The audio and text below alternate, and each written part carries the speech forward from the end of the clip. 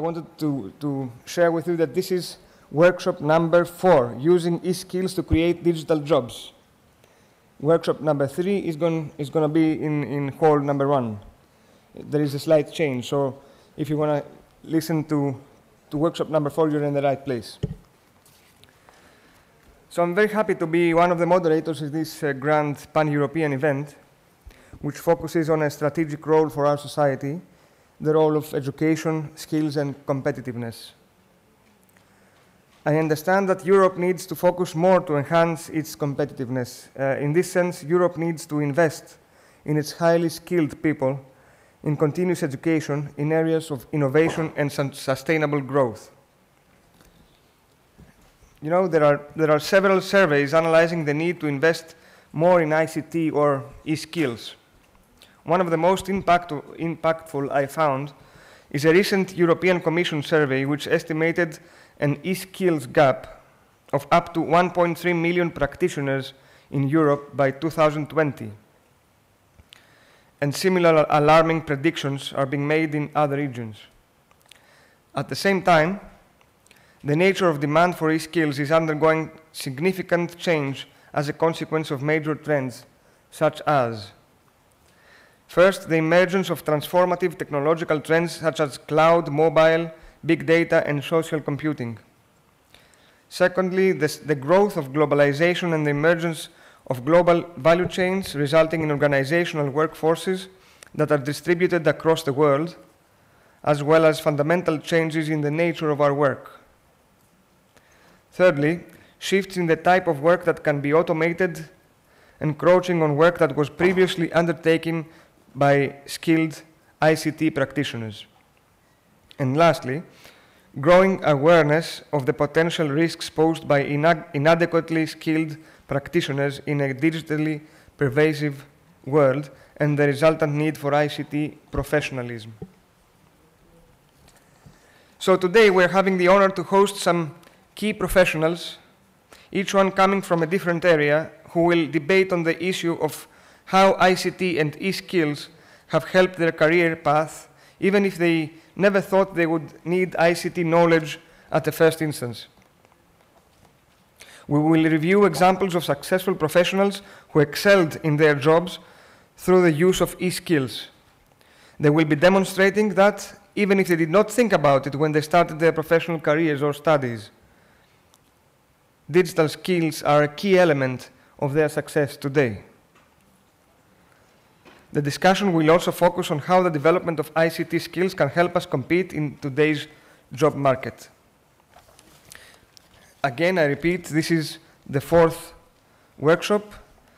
Its title is Using E-Skills to Create Digital Jobs, and not the Women in ICT, which is in hall number 1. So please let me now introduce and welcome our key speakers here and people with whom we are going to have the discussion. The first one is GOORIS. He's Senior Manager for the EMEA region of Oracle Academy. He's from my right, so from your left. Second is Dionisis KOLOKOTSAS, Public Policy and Government Relations Manager for Greece, for Google. Then is NIKA from the Imperial College of London, a PhD student. And lastly, Carsten Johnson, Area Academy Manager, Cisco Systems. So I would like to start by having each one of our speakers here have a brief introductory remark. So I would like to start by Danny, who has some 10 minutes to introduce us to what he's doing and what he has done with e-skills through his career. Danny. Yeah, thank you so much. My name is Danny GOORIS, and I'm the Senior Manager for Oracle Academy in EMEA. And well, I can tell you a little bit about myself, because as many of most of us, we do not have the e-skills when we came from school. My education was 4 years finance, and I started at one of the companies of my ex-colleague Carsten at Cisco. So I started as a finance manager for the financial team in Belgium and the Netherlands, and I'm talking about 1995. So a little bit old here, but it still is valid, or even more valid today, actually. Because, you know, after 4 or 5 years, for those people that do finance or accounting, you know, there's not for nothing that say it's really boring. And once you do the job with your eyes closed, it's time to move on, I think. You know, like come out of your zone of comfort. And I was lucky enough to work for Cisco at the time. And huge company, huge opportunities, but I needed to have the skills. And they told me, like, Danny, you know, if you want to do something else, you know, like what you need is networking skills, not the most expert ones, but the basic skills. So they sent me out on a CCNA. CCNA stands for Cisco Certified Network Associate, which I followed. I bought a book, CCNA for Dummies. Everybody knows those yellow books. And there's also one for CCNA. So started reading the book. And got some practice from some colleagues in the office, and I became a Cisco Certified Network Associate, which allowed me to go into the other sector from Cisco, which was in the post-support side. So we were doing the relationship management through our large customers. Started in Belgium with the service providers in Belgium, but then quickly it moved out to across EMEA, even to South Africa, South Africa Telecom, Saudi Telecom, Russia Telecom.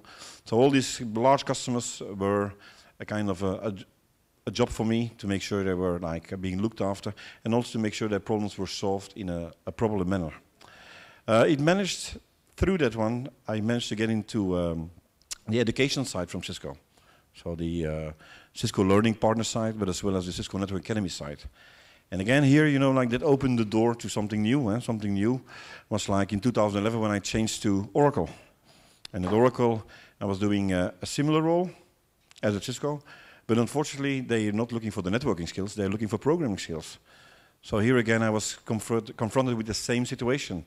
You know, if I want to move up the ladder, I needed to study something. And again here, I didn't have to become a real developer, but I needed to understand the basic skills from a Java programmer. So we started learning Alice and Greenfoot. Alice and Greenfoot are 2 platforms that are actually made for youngsters. They're being used, Alice is being used from an age of 10 years in some schools, but also some in universities. Because some people, they go to university and want to follow computer science, but they do not have any basic knowledge. So what they do is then they create summer schools, and they allow the students to pick up on that basic level. So these are the 2 things I mentioned. In the beginning, it was like the networking skills. Then, as the e-skills, I needed at Oracle the programming skills. E-skills are crucial in order to start the job. I was talking this morning to some youngsters as well. I said, like, when you graduate, you're not going to be the only one at the starting line. The only benefit that you can take is take advantage of being in front of the start line, because you can have many extra topics that you can present to suppliers. And I think e-skills is one of the important things if we want to close that skill set gap, because today, I think we spoke already many times, there's a huge mismatch in what schools deliver or what graduates come on the market and what all of us here, the ICT vendors, but also the industry in general, the small and medium businesses, are looking for. So today we still see people coming on the market with skills ABC, and I'm not clearly mentioning, say, ABC, nothing specific about Oracle or any other vendor, but let's call them ABC. And nevertheless, the recruiter on the other side of the table, he's looking for people with skills X, Y, Z. And I must say it's improving. We're now talking to each other. The ICT industry is talking to the education world and vice versa. In the past, it was the same, but we were not listening. We were both speaking English, the one we were talking next to each other. So I think thanks to the Grand Coalition, it's definitely a driving force in that one, together with the national coalitions, that we get more synergies between the 2 parties and that we can drive to the same result, actually. Some surveys that we had from IDC, for example, in 2009, I think there was about 11,000 people, and these 11,000 people worldwide were CIOs or IT managers or HR manager or recruiters, and they said, like in 2009, that it would be nice that companies would have people with ICT skills in the office. Now, new ones, and that's dating from the Empirica result from January 2014, so quite new. They show that 90% of the jobs in 2020 will need to have e-skills. So it's very important that the youngsters, and I see some youngsters in the back, that they know that today they need to get ready for 2020, 2018 in order to have some e-skills in place. And I can talk about my own personal situation again here, where I have two nephews and they're both 18 and they had to select which study they want to go for last year. So me, with my background, I said, like, you need to do ICT. And both of them said, no. And he was playing with his smartphone, the other guy was on his tablet. And I said, like, why not? Well, it's quite boring. And in the beginning I couldn't understand. Later on I understood, because they were working with Excel and Word and PowerPoint, and that's not really that exciting.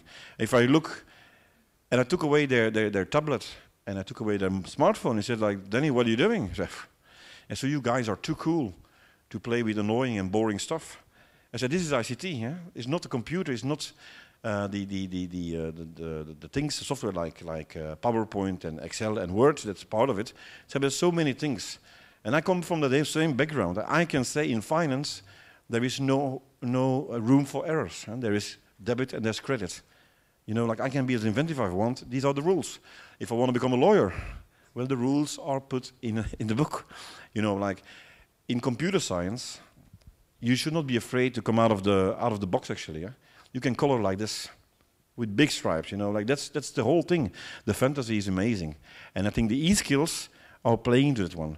But we need to look at the future. At the future, I think today, it was Nelly Cruz in her video that said, like, we don't know what the job's going to be there out in 2020. But we do know what they are today. And we know, if you talk about, I think you already mentioned some, about big data, about Internet of Things, about the cloud, about social networking, about digital marketing specialists that we need, etc., etc. All these jobs are out there today.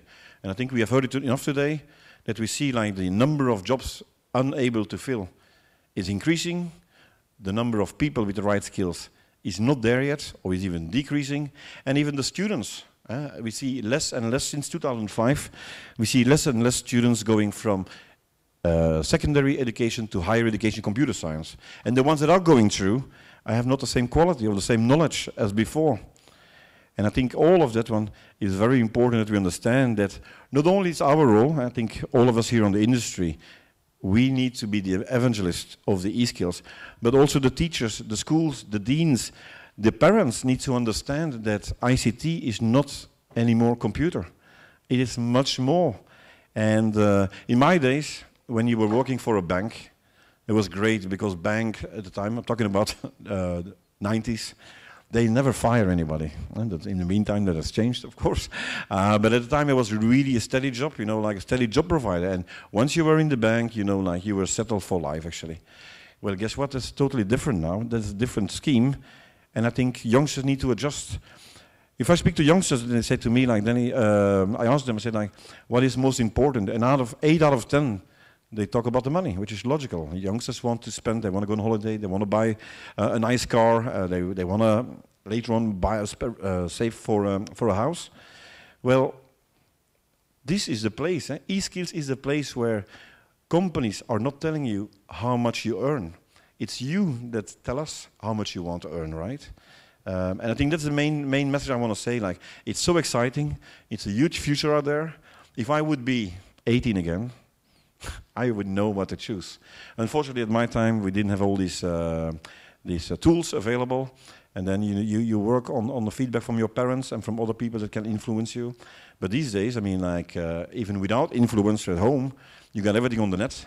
Everything is available, and everything is there to make sure that you can have a good choice for what you want to study later. Get the e-skills, because the e-skills, again, before I end up, is like not only for companies like Oracle, Cisco, Google, the HPs, etc., but it's for all of them. I'm not saying for all of them. That means aviation, automotive sector, tourism, you name it, it's there. E-skills are going to be there. And today, you might think like, yeah, we have a problem. Believe me, for those people that have children and they are 2-3 years old, you see them today already playing with the tablet. And those youngsters, when they're going to become 16 or even 14 at a younger age, because we believe that the computer science need to be taught at a really young age, they will not be happy like the people here in the room. We are happy to be users. they won't be happy to be users, they want to be creators, developers themselves.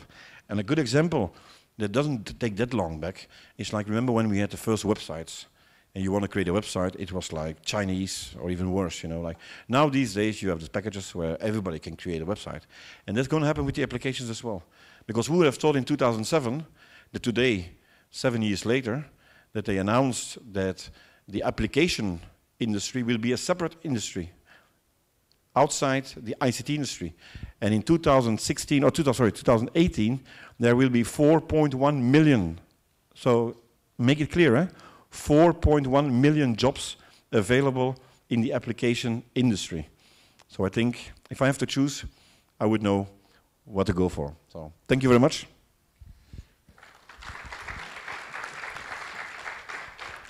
Thank you, Danny. You told us so much in so little time. Thank you. So what's Google's, in your opinion, about the e-skills and how they help you personally and also how they can help people? Thank you, Nico. First of all, I'm much younger than Danny because when I graduated, we had Google Glass already and tablets at school. So, Danny, exactly. So, actually, I wish if that would be the situation when my kids graduate from school. And I can talk a little bit and briefly, you know, on my personal experience and perspective, and then you can go more into what companies like Google and others do to support initiatives like Grand Coalition for Digital Skills. So first of all, thank you very much for inviting me here. If you ask me how would my life be without digital, I don't know. I can't think of it. Am I biased? Probably yes. I'm an electrical and computer engineer, a bad one because I never did any kind of fancy apps development. I work for an information technology company, so I'm, you know, fully embedded, even probably display-holic. The whole day I work on a display. But as a kid, I remember my father used to work in a bank, and I remember this fancy machine called telex. How many of you have heard of the telex? Okay, you just all of you declare your age pretty much. And I remember how I apologize. Yes, you know, yeah. I remember how fancy it was as a kid to see something totally different and understand how that tape with holes could send data to the other side of the world.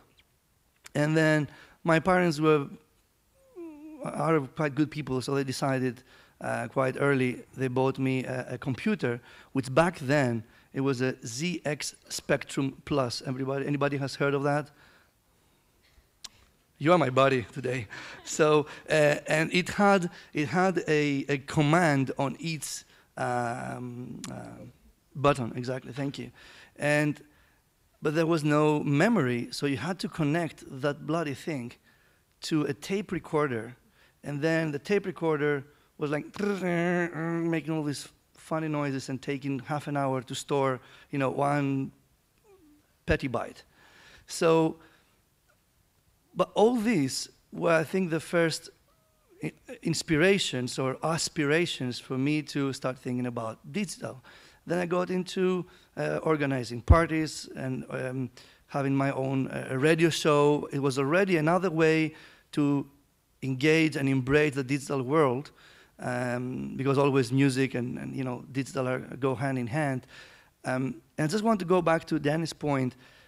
How much of this is related to, you know, ICT? Nada. It's like improving your daily life, and it's like letting technology facilitate the daily life and removing barriers, or removing hurdles that are unnecessary. One of my favorite applications these days is probably the single and very successful application launched by the Greek government, the Greek Ministry of Competitiveness, which is based on open data, amazing, and it's a fuel price. So, do you have foreigners in this room? Oh, yeah, sorry, okay. So, I don't know what happens in your countries, but in Greece, by law, all tank stations have to report their prices for diesel and fuel, etc., by, I think, 11 a.m.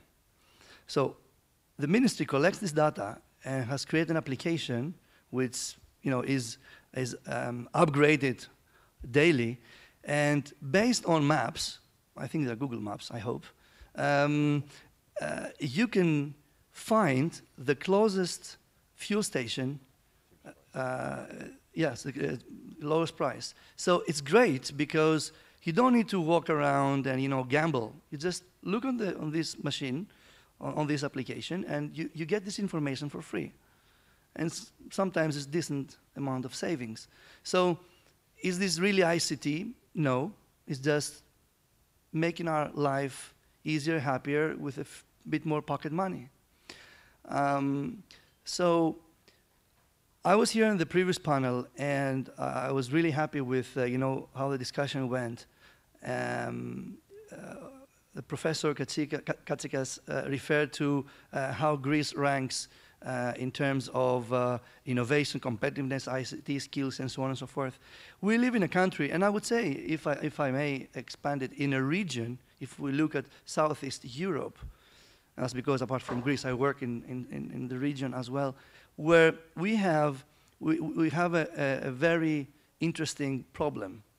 We don't have the heavy ICT industry developing here necessarily with all the big developing centers, or have some, but we have an abundance of people with ICT skills. Greece is number 5 in the world according to the World Economic Forum in terms of availability of highly skilled engineers and scientists. However, Greece is, I think, number 91 in terms of competitiveness. So the market is not really competitive. That's why we don't really attract investors. And we are number, I think, 86 in terms of innovation. So there is an untapped opportunity. And if we look at Europe, about half of the European population has 0 or low skills, digital skills. If we would improve that, it would definitely build on our GDP. And I'll give you an example that I'm sure our friends in the next room are talking about right now, and I'm more than happy to talk about that later. If women in Europe would reach the level of ICT skills of men of equivalent age, they would add to the European economy a GDP equal to the GDP of Malta. So there is an opportunity. Is this all hardcore development and app development? Not really. Is for the general population to embrace with what I did when I was a kid, with getting inspired by the telex thing, and later on probably with a digital camera and so on and so forth, and just let it help improve our lives. So with that, I'm more than happy to talk later about what Google does and other companies actually together with the Greek government and Greek NGOs in Greece. Thank you. Okay. Cool. Who knows the day when man first stepped on the moon? Who can find it out in less than a minute? So we all carry this small device. We can access the entire history of mankind in less than a minute. So we all have e-skills, right? My name is Marily. I'm currently working at Google London. I'm about to start an internship in another web company this summer. And I'm about to complete my PhD in computer science in London. Did I think I would achieve all that? No. Did I make a conscious choice in acquiring e-skills? No. Did I study computer science as a first degree? No again. So as I was growing up, technology was growing up with me. So I had a Spectrum. So I had just a keyboard that I would plug into a TV, and that was my very first computer. My first CD player was a massive CD Walkman that I needed both hands to carry it. And my first video camera was larger than my head. It's that one, actually. So this could actually record in a tape directly. So it was a really high-tech device. So currently, we just need this small device to perform all these tasks.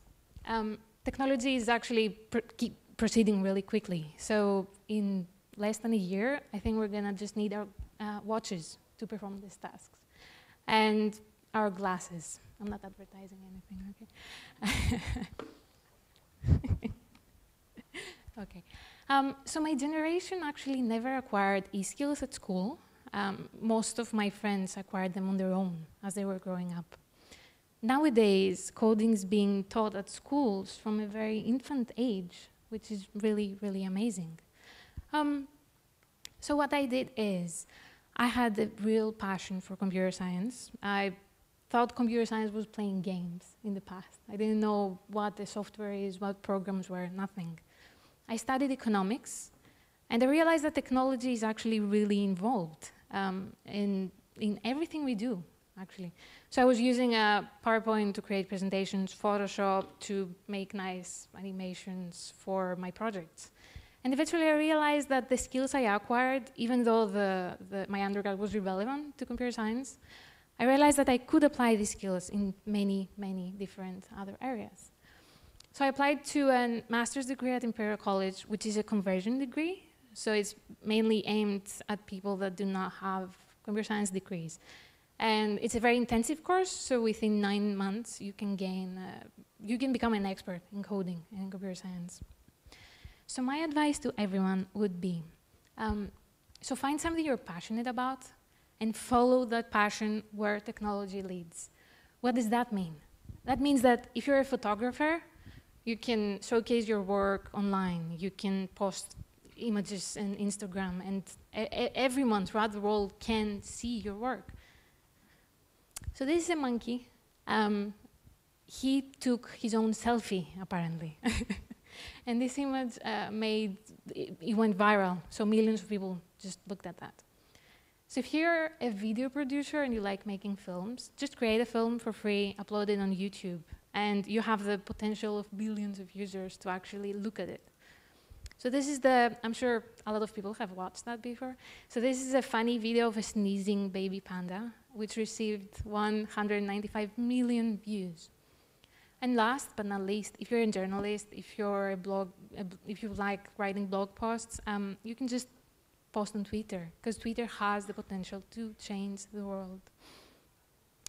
So what I believe is that technology enables you to change the world, and the e-skills you acquire will be the key to unlocking the potential you have. Don't be afraid of it, no matter how old you are.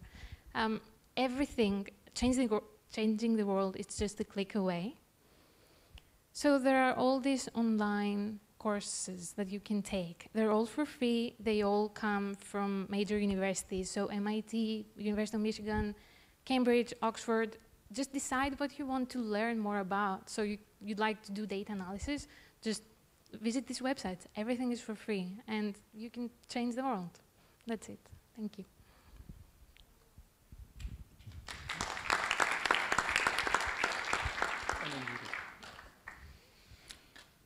Okay, yeah, Carsten Johnson is my name, or Jonsson, because I don't want to pretend that I'm American or British. Jonsson is a name from Sweden. So therefore, in my family, we pronounce it not Johnson, but it's easy on an international conference to use. So, and internationality is something which I think is, for the hardcore of the IT industry, is really something which is crucial and essential. But it's not maybe for all the occupations or all the jobs that are potentially linked with e-skills. So let me look maybe at the workforce that is currently working for Cisco. And I think you can easily cut the cake in 3 slices, and we have 1/3 really technical people, 1/3 sales people, and 1/3 other occupations or professions. So therefore, can you run an IT company with IT professionals only? No. Can you run it only with a marketing department? No. Can you run it only with maybe somebody who is doing corporate social responsibility or corporate affairs? No, but you need the combination. And I think this is something where I think this is also a message regarding the e-skills awareness campaign that we are talking about, because we are not talking about that each and every student must become an IT expert or an IT professional, but as we have heard from Dennis, that he experienced in his later life that IT skills are important. This is the same in my for my person. So my education is a political scientist, but I'm working now for an IT company, and therefore I think I can talk about the combination, because we always, as let's say somebody in such an institution like an IT company, you always have to use your tools. And there's even a word among the colleagues that says, eat your own dog food. And that means that in many cases, the workforce of an IT company is, let's say, pushed forward or forced to be the first to use the new products, or maybe even to test it. To be very open, in some cases, it was even a relatively frustrating experience. And so we were also, or we had the position to find the bugs before it was sold to the customer. So therefore, being aware and being, let's say, very keen on learning new tools, using new tools in your communication, and even transporting it to your customers if you do not sell products, is something what is expected from an IT company. So therefore, IT skills as a user on a relatively high level, always being open to switch to another tool which is being to be implemented, or even to be a product that your company wants to sell. This is something what I would call the e-skills that you need in the 2/3 of an IT company that are not technical jobs. Sometimes it's always difficult to find the e-skills. So Dennis told us that he just went to a bookshop and he bought this CCNA for dummies, but there are other choices, and I think that many of the IT companies do provide programs that can be found not only on the web, but sometimes in relation with the national education systems. And I think this is something that I want to underline, that it's important also to partner with the education systems and to make offers that are around the corner. And I have done some research on our database that here in Athens we have the School for Communication, the Mediterranean College, the Hellenic American University. On Crete there is a training institute of Crete. So these are institutions that are using in the classroom on a very constant level a learning platform that is provided for free of charge from Cisco. And I know there are many other examples. Dennis has mentioned the Oracle Academy, for example. This really makes a difference, because since the inception of the Cisco program in Greece, more than 6,000 students were touched or used this learning material. So what I want to say is, maybe you do not have to start as an IT technician, but it's always good to combine your specific competence in one area with IT skills. And I think the call out to the teachers and decision makers in the education policy is maybe that this combination is something which is more important, and that the call out goes not only to teachers for computer science, but to the other teachers as well, to integrate some elements of e-skills in the subject, because this is more where students really want to learn. And I take your example that you also say it's not about the technician or the technical solution itself, it's sometimes the implementation in your specific area. Thank you very much, Carsten, and all of you. Let me proceed with one question to all. There is a problem which is, I would say, pan-European. It's not only Greek. It's maybe it's global. It's where technology is shifting and moving forward too fast. So, according, at least in my opinion, universities and then the university studies are a little bit back in terms of compared to how technology moves on too fast. So I would like you to comment how, firstly, if there is, and you can also see that problem that universities do not offer the kind of studies that are needed in the market right now or the next years.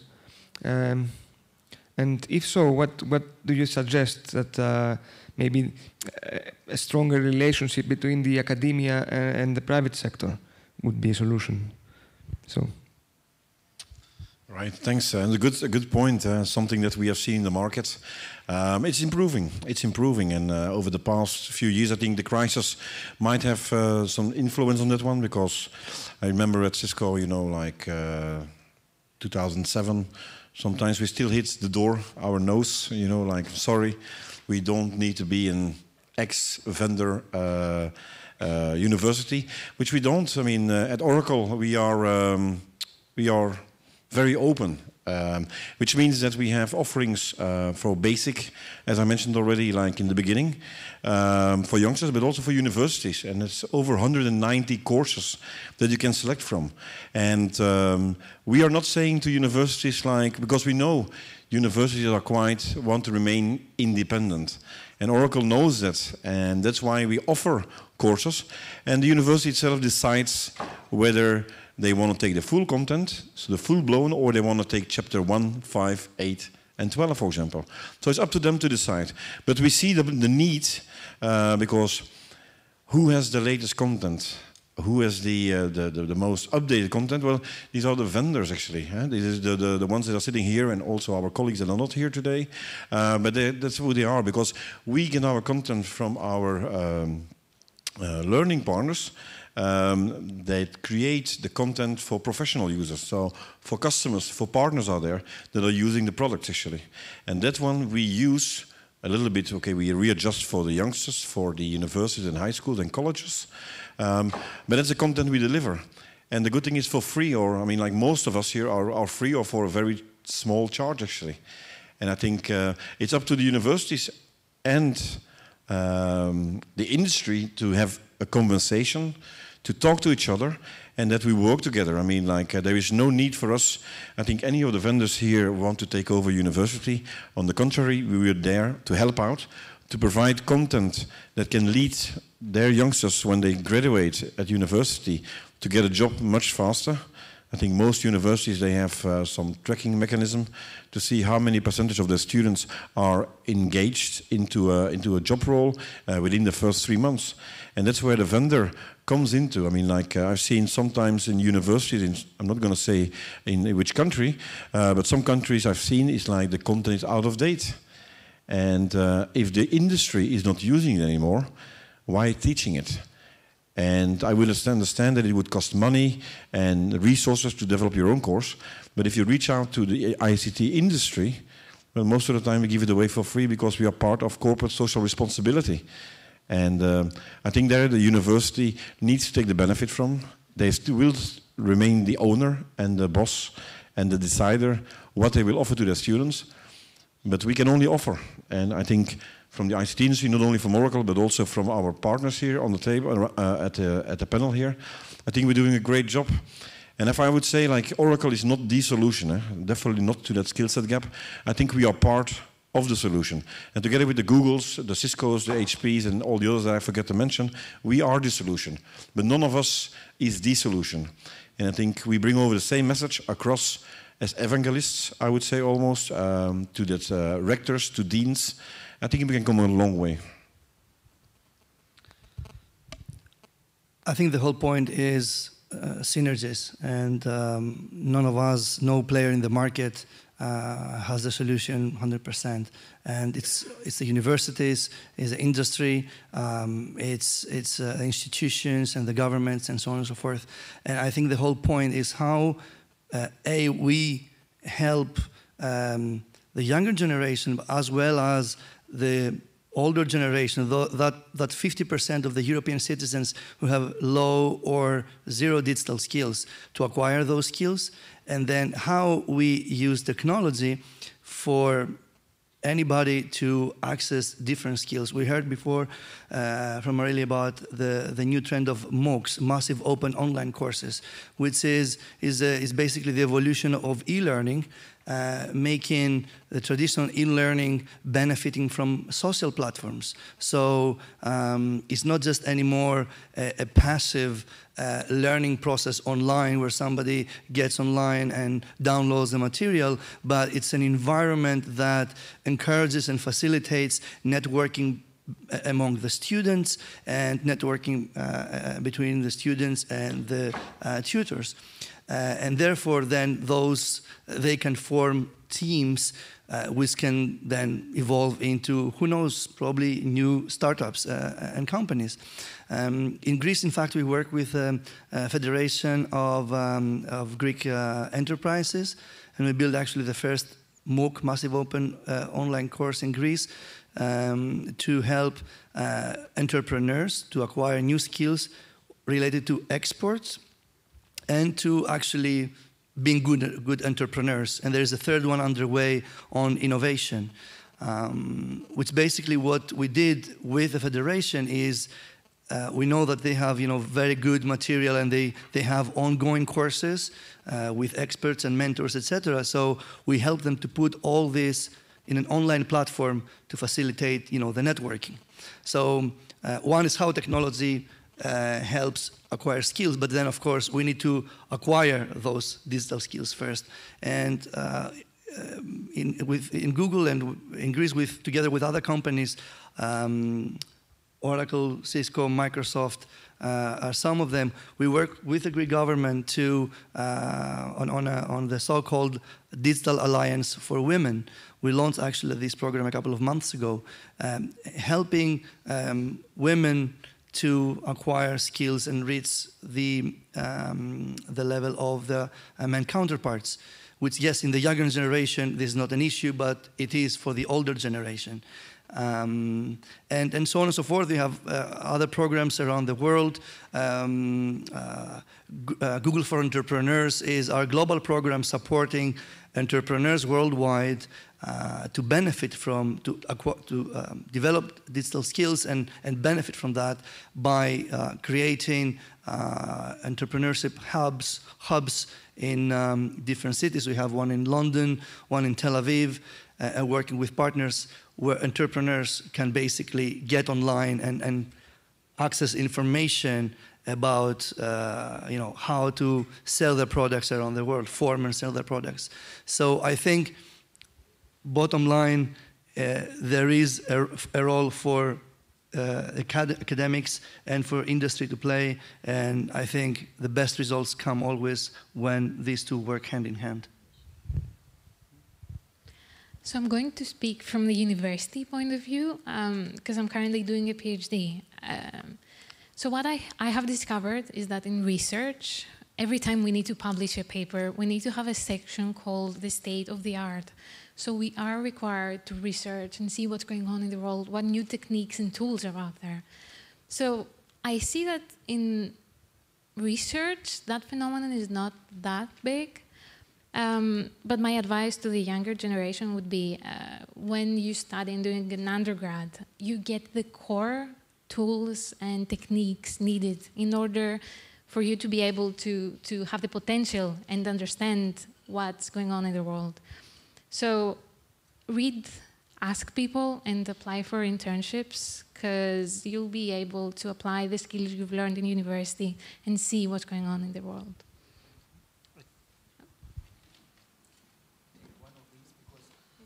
Okay, it's not. Now it is. Otherwise, all the microphones will, in the end, be on this side of the table. What I think, independence of education is important, and every teacher and every university should have the aim to remain independent. But what I think, or what we can experience at the moment is that in a couple of years ago we were talking about learning platforms where somehow the education institution was seen as a consumer and somebody else was maybe the producer. So this was maybe a traditional perspective where really the question, is there still an independent education institution, was something which has to be discussed and which was maybe was at stake. But I think nowadays all these platforms, even those that are existing for a longer time, are pretty much open for content that was developed by the teachers and then uploaded and let's say enriching the learning environment. But on the other hand, I think the advantage of some of these global platforms is that let's think about simulation tools or maybe even serious games or other things.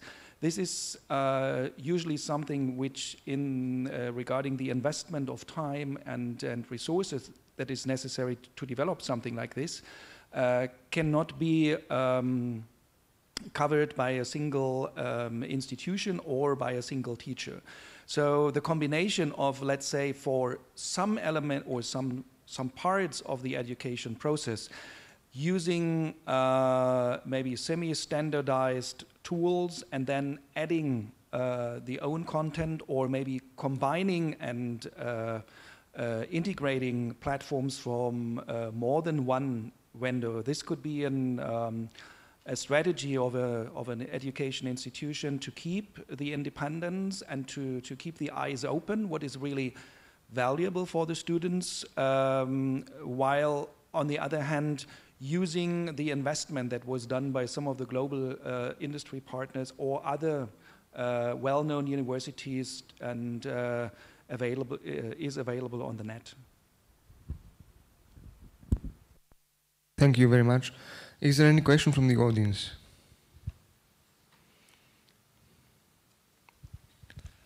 Yeah, it's one in the back. Please just wait for the microphone. Okay, thank you.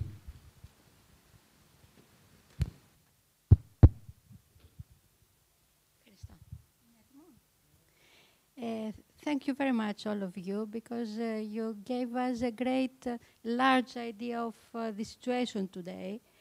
I have heard by many of you saying something that is offered free, because I know that every job and every effort has to be done by somebody paid. Who is paying for all this?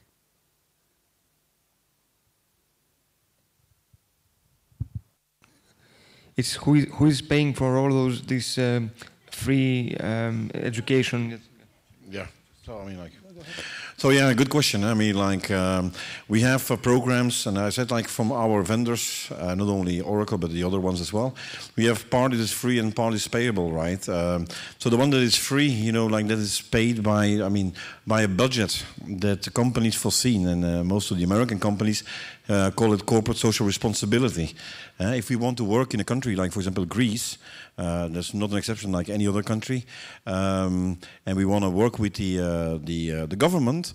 In their RFPs, they're asking for what have you done for our country, what have you done on sustainability, what have you done on education, and that's where the companies come into.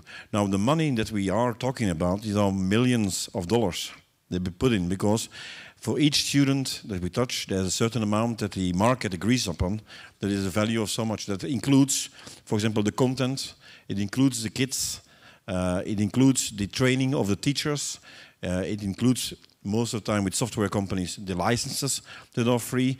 So we want to make sure, our main goal from all of us here is to make sure that we close that skill set gap. And how can we do that? Is to deliver the courses to the classrooms, actually, for a price as good as for free. Most of them are free. The only problem is today, people are not aware about them. Sometimes we speak to an audience and they say like, who's member from Google or who's member from Oracle and Cisco? And they're all different. And we ask, why are you from the one and not from the other? Well, I'm sorry, I was not aware about that. They had something to offer as well. And where can I find it and kind of thing. So we are now working together with the Grand Coalition to create a one-stop, one-shop platform where all of us, not only the three of us, are present, but all the vendors. So it's going to be a vendor-neutral platform, and where teachers, where deans, rectors, or even parents and students can look from, okay, this is my thing, I want to follow this subject, where can I find the most interesting courses?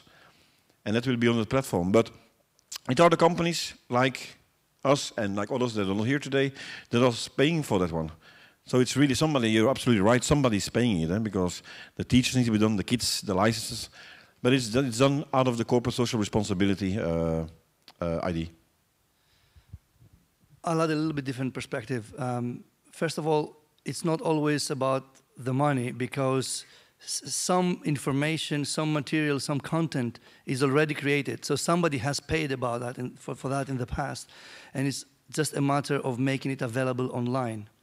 The books that have been, written hundreds of years ago, and it's a matter of digitizing and make it available. So there is a cost of digitization, of course, but I would say this is not necessarily the main issue. I just want to add to your question about massive open online courses, because I don't know if this relates to your question. So this basically you have either. First of all, you have a platform, and there are open source platforms that anybody can use. Marilyn mentioned, I think, EDX before, and Google has one actually nowadays with EDX, and others offer similar platforms for free. So the only cost is create the content. And, some content it can be created as easy as by having a camera in an amphitheater and recording a class. So, and of course there are programs where companies are investing, because the whole point is to make this information accessible and useful to everyone. And I think the Grand Coalition for Jobs is a great example. We have, as Google, we work with tens of universities around the world. We have a program in Spain working with 4 or 5 universities exactly on a MOOC platform. I'm sorry for this abbreviation, sounds terrible. Massive open online course. And then it's basically something that the material is there for free. Do you get at the end a certificate? Not necessarily, but the point is to acquire the class, the skills, not to have a certificate of having followed the class. So it's a different concept. Yeah, another question over here, and then in the back.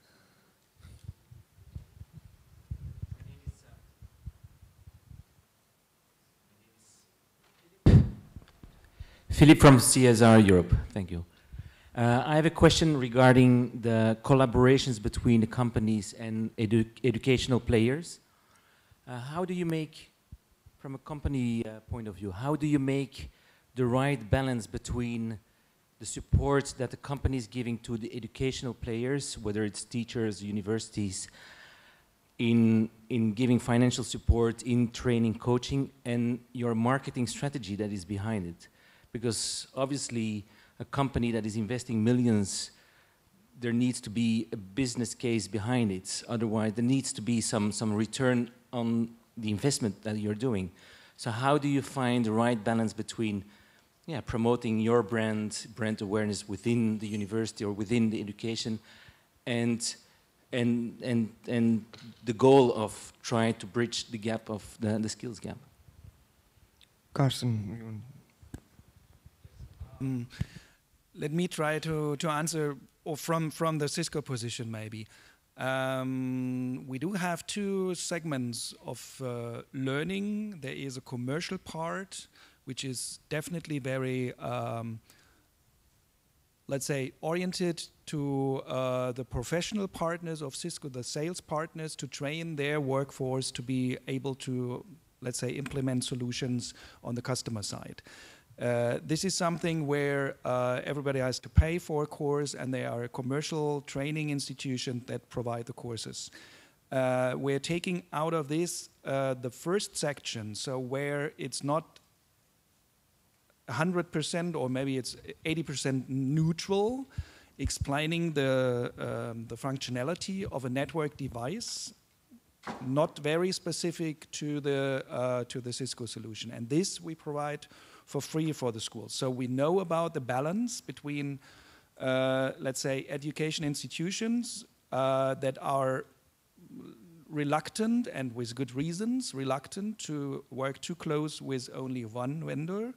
But if it's about, let's say, a basic concept of a technology, then this is something that can be then easily transferred to a device from another vendor or producer. So therefore, this is something, and what you were asking for, the business case behind it, I think it's two things. One thing is the IT industry needs the skilled people in the market to show that their solutions are working, because if you do not have somebody who is able to install it the right way, then somebody could blame you and say your device doesn't work or your platform doesn't work. So you need not only marketing, but you also need education elements. It's not possible for the IT industry to wait until national education systems take up with the technical development, so therefore there needs to be at least some investment if you want to sell your products to the market. So, and I think there is the balance. And I don't know the case of Google, but I know from Oracle you also have, I think, the split between offers for free and offers in a commercial education sector. Is it right?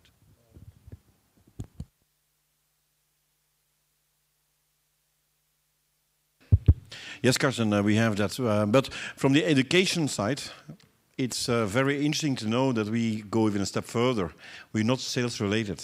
So I can always talk to my colleagues from sales, and when we talk, I say, like, you might be stressed, so am I. I say, like, I also have a number to achieve every year. But for me, the number that I need to achieve is to spend a certain number of dollars. So they need to get it in, I need to give it away. And give it away to the right project, of course. But it's totally not related to sales. Now, on your question, it's like, how do you get that balance? Which content, which course do we need? Well, it's very good in communication. So each theater, and we have we have Europe, Middle East, Africa, Asia, Latin America, the Americas, and has each year like 2 virtual ones and 1 face-to-face meetings, where we bring in some key persons from the academic, influencers, curriculum builders, and they say like what they believe from their side, what the needs are for development on trainings and on courses, right? That's the one side. On the other side, we also have feedback from our own customers and from our partners, saying from, okay, Oracle, you got some great stuff, but where are the skills? We want to deploy, we want to implement, and we don't have them. So it's a combination of the both of them. So we are talking to both groups actually, like where the demand is from, but also from the supply chain actually. And I think that is very important. On the base on the profits or the return on investment, well, I'm happy to say that we do not need to show a return on investment on the Oracle Academy. And what Carsten is saying is right. We have Oracle Academy, Oracle University, that is for our customers, for our partners, from the people in the businesses. They pay full price. And you can easily think, and I think it goes for almost all of us, a 1-day training is $1,000 per day.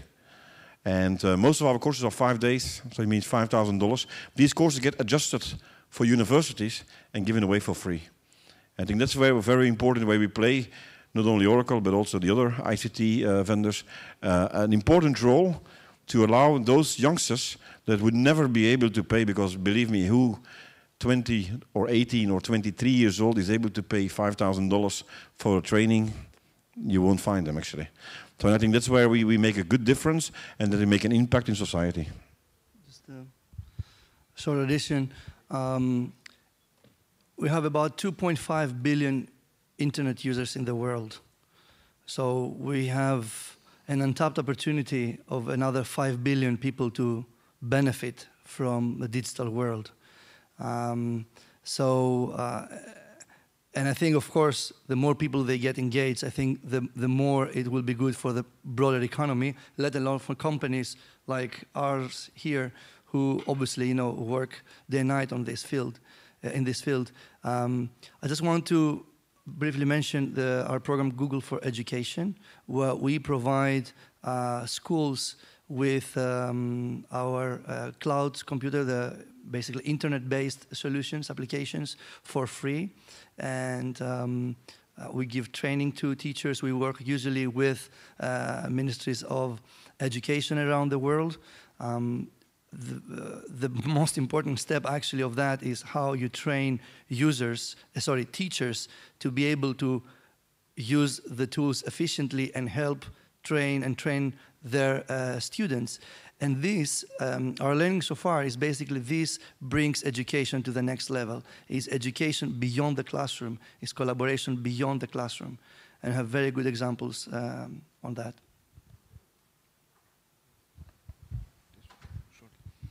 There's another question here. Thank you all for sharing your reflections with the audience. I would like to ask the Google representative a question. And my question is inspired by the fact that Google prevails over its competitors, and because of this fact actually plays a key role in the market, in the internet market. So I would like to ask you if and how your undisclosed algorithms that you do use for search engine optimization, for indexing, and all this stuff are controlled by some authorities. And what about the transparency of this kind of monitoring? Because we're not aware of this kind of regulation that exists both at national or international level. Thank you very much.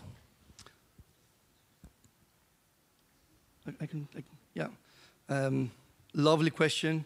It's not really related to digital skills, but it's a very fair and good question.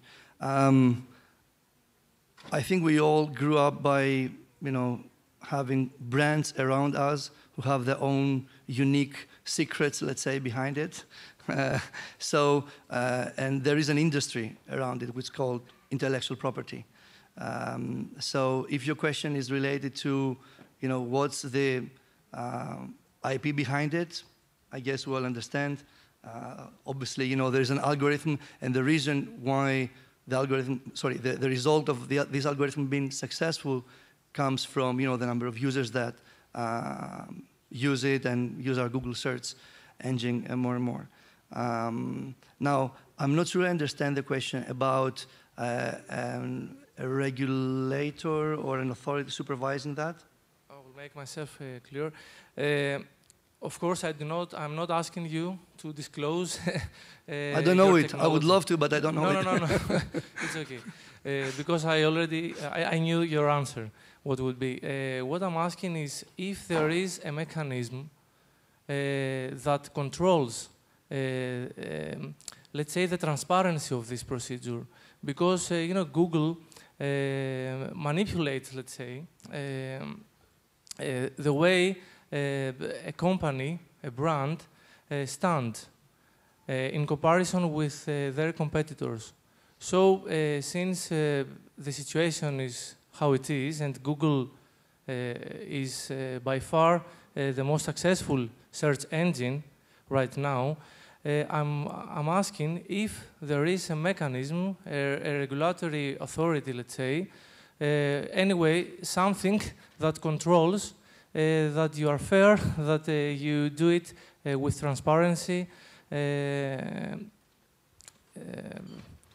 in terms of commerce or stuff like that? I'm not aware of regulatory authority, controlling the intellectual property of our search algorithm. I really disagree with the word manipulating, because it's definitely not a matter of manipulation. I think there's a level playing field for all companies and all users who want to benefit from our tools. So it's not that anybody can manipulate for your benefit, damaging my brand or your brand, and vice versa. I think what's important, though, and that brings us back to the topic of digital skills, is the more we are aware of how the different tools around us work. I'll take as an example cloud computing.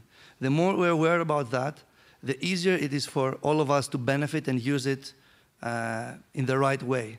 If we don't understand the tool, or if for whatever reason the tool is not well explained to us, like for instance in your case probably the Google algorithm, I can give you offline a little bit of the key idea behind it, because I don't know in details. But the more we understand, the better we can use it. In terms of transparency, I think the web overall, the digital world, is a quite transparent field in terms of people can. And in Google, for instance, we have our transparency report where we show, what kind of requests we get from government authorities, et cetera, et cetera. I see you're aware of that, but that's all in terms of the IP. So thank you very much. And I'd like to stay at the theme of the workshop. And if you have any questions around other things, please do share with the Google representative afterwards. So we've only got 5 minutes, so either we get one question from you, the audience, or I can ask a last question, which is, please tell us in one paragraph how is the e-skills related to the digital jobs, and how can we confront the high unemployment rates that are growing up or more and more in Europe, and especially in Southern Europe?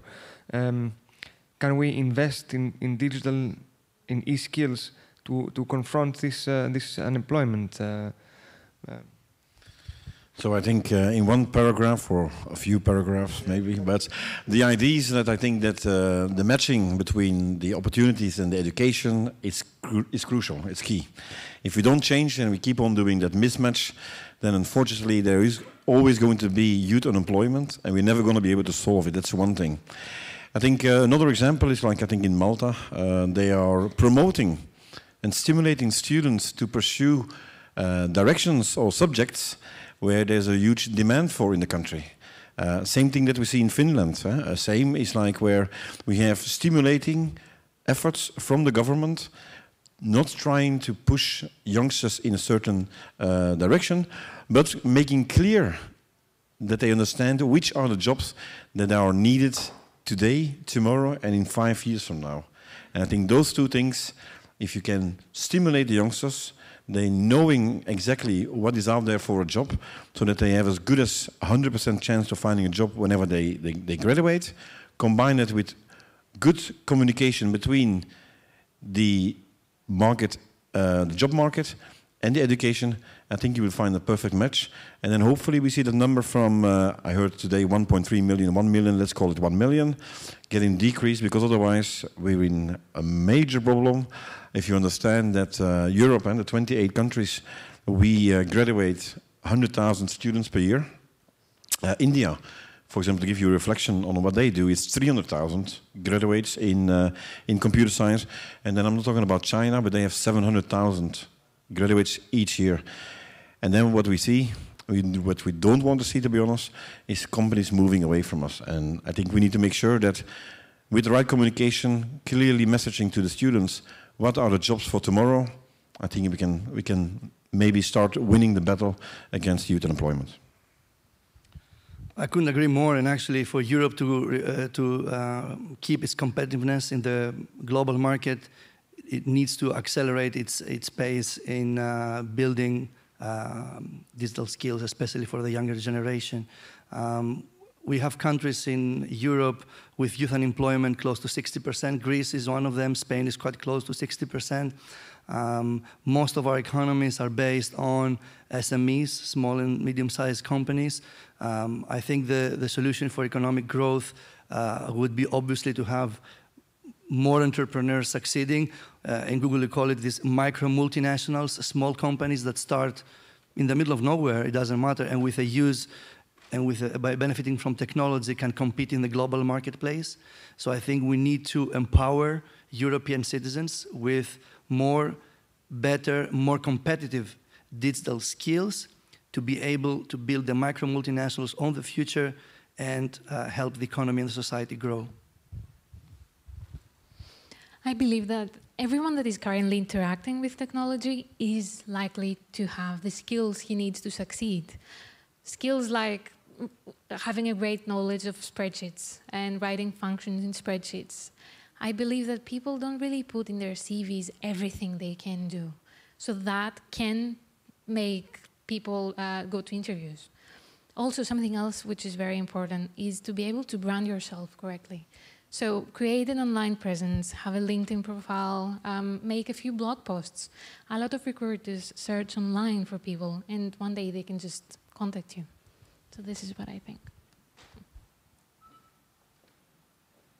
I think the IT industry is dreaming of the era of the Internet of Everything. And even if this is maybe in some cases the marketing is faster than the development, but I think we are moving in that direction at least.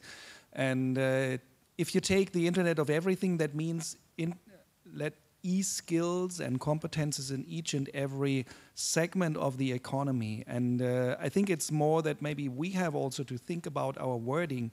When we tell people that there are hundreds of thousands IT jobs waiting outside, we could maybe even rephrase it and say, if we take the 90% that Dennis has mentioned, then it's not 100,000, it's millions of jobs, because they are all e-skills related. And the more for example, the Internet of Everything gets access to the health sector, there will be new competences in the health sector where even the nurses and others will need e-skills, very specific e-skills for their sector. But this is something where retraining and training has to speed up, because this development is something which is around the corner, but the education systems in many countries are not aware of. Thank you very much for your interest, and I appreciate very much your positions during the panel. And we have a short break, and then we can continue on. Thank you very much.